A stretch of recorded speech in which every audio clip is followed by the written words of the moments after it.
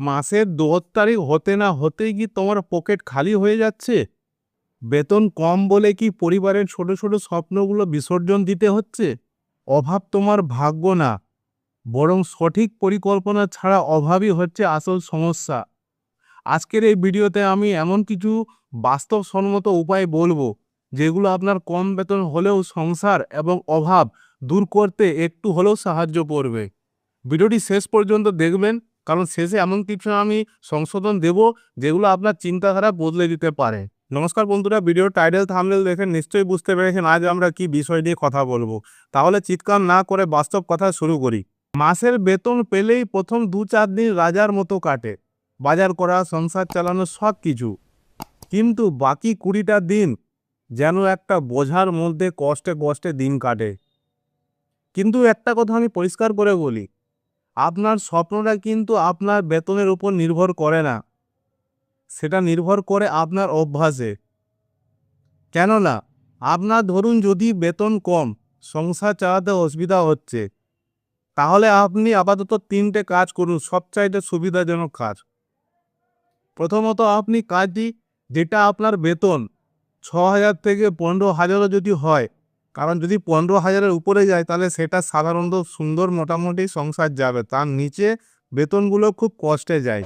যদি 6,000 থেকে 15,000-এর মধ্যে আপনার বেতন হয়, তাহলে আপনার অন্তত প্রথম কাজ করা দরকার, আপনার পাশের বাড়ির যদি কেউ ফ্রিজ নিয়েছে, কেউ নতুন টিভি নিয়েছে, আপনাকেও নিতে হবে তার কোনো মানে নাই, এরকম কম্পিটিশন করতে যাবেন না।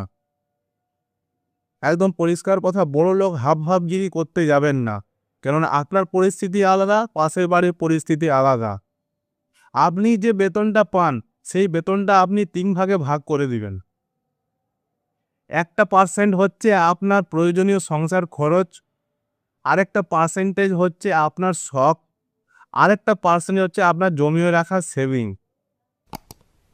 প্রথম কাজ এটা করতে পারে। দ্বিতীয় কাজ, আপনাকে কিছু ছোট ছোট খরচা আপনাকে বন্ধ করতে হবে। যেন মাথায় ঝুঁক উঠলেই চলো বাইরে খাওয়া দাওয়া, বাইরে কেনাকাটা, অপ্রয়োজনীয় জিনিসপত্র কেনাকাটা, এগুলো আপনাকে বন্ধ করতে হবে। আপনি তৃতীয় কাজ করতে পারেন, যখন আপনার ছোট ছোট লিঙ্কগুলো, বিশেষ করে ছোট ছোট জিনিস, যেমন ধরুন আজকে মুড উঠলো একটু বাইরে ঘুরতে চলে গেলাম, বাইরে মানে দেশের বাইরে না, আত্মীয় বাড়ি, নিজস্ব কোনো পরিজনের বাড়ি, এই সব খরচগুলো আপনাকে বন্ধ করতে হবে।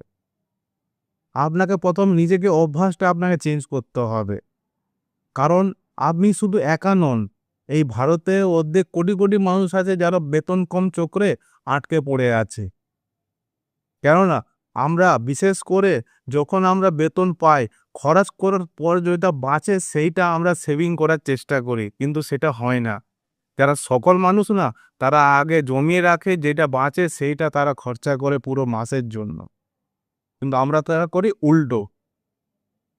যেন আমি যদি আমার কথাই বলি, আমি সবসময়, আমার বেতন কম, আমিও কষ্টেই চলছি। আমি গ্যাস বাঁচাবার জন্য আমি কাঠের উনুনে আমি রান্না করি। সকালবেলার রান্নাটা আমি কাঠের উনুনে করি, সন্ধ্যাবেলায় আমাদের রাতের খাবারটা আমরা গ্যাসে করি। ছোট ছোট খরচা বাঁচাবার জন্য। যেন আমরা, বহুবার মানুষ কি করে সপ্তাহে 2 দিন বেরোয়, কেউ সপ্তাহে 4 দিন বেরোয়, এইসব আমরা করি না। আমরা 10 টাকা দামে সাবান কিনে আনি, সেটাকে মধ্যেখান দিয়ে হাফ কাটি, হাফ ব্যবহার করি, হাফ রেখে দিই। এটাকে কিপটেমু বলে না, এটাকে বলে অভাবের মধ্যে আপনাকে লড়া কথা। কিন্তু যদি আপনার অপ্রয়োজনীয় জিনিস আপনি বন্ধ করেন, তাহলে আমি আপনাকে গ্যারান্টিতে বলতে পারি, আপনি এই কম বেতনেও আপনি খুব সুন্দর সংসার চালাতে পারবেন। সবসময় চিন্তা করবেন সঞ্চয় করার, সবসময় চিন্তা করবেন আমি যতটা পারবো কম খরচ করব, অযথা খরচগুলো আমি বন্ধ করব। আপনি যতটুকু পারবেন ততটুকু আপনি রাখার চেষ্টা করুন।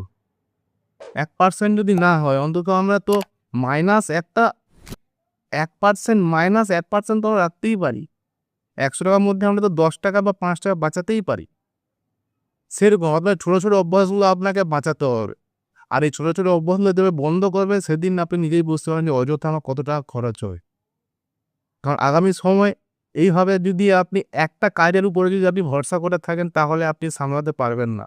কারণ যে ফোনটা আপনার হাতে আছে সেই ফোনটা ব্যবহার করুন না।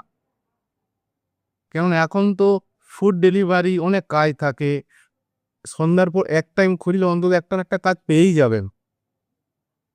অনেক কাজ এখন থাকে, যারা একবেলা কাজ করলে অন্তত কিছু টাকা ওরা বেতন দেয়। আমি নিজে করি।